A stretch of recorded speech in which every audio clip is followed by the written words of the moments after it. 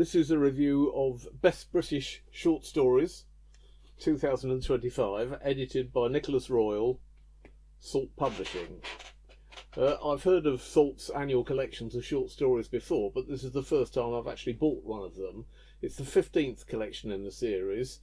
There are 20 stories in it, and I liked some of them more than others, which is what you'd expect. One thing that surprised me was how many of them were either ghost stories or stories with supernatural elements in them. I make it 7, on top of which there was one which I suppose you'd categorise as science fiction. So I came to the book expecting it to be predominantly literary fiction, but it didn't really turn out like that.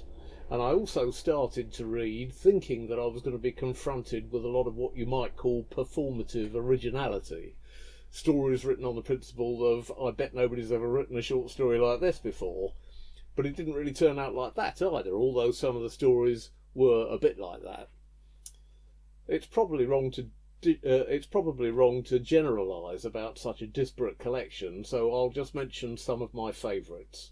The one I liked the best was Torsos by Lyndon Hibbert, which is about a future in which body parts are preserved in a museum and a foot has escaped, and its escape is being investigated by a detective, apparently of an alien race, possibly some kind of a dog, because he keeps investigating everything by sniffing the evidence.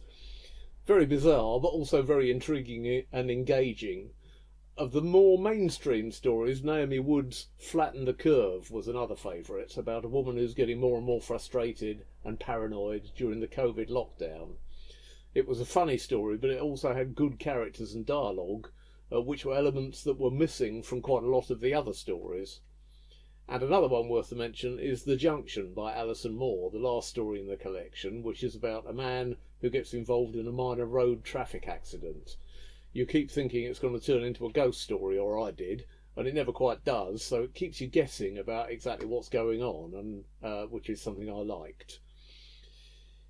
I suppose the variety of this collection is the main thing I should be highlighting. There are lots of different subject matters, different genres, different styles of writing, varying from quite experimental to quite mainstream.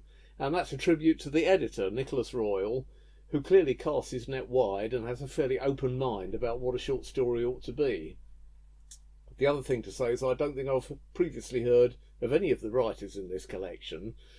So if you're interested in the short story as a form and the multiple things that can be done with it, or just in what's happening in new British writing, this is worth a look.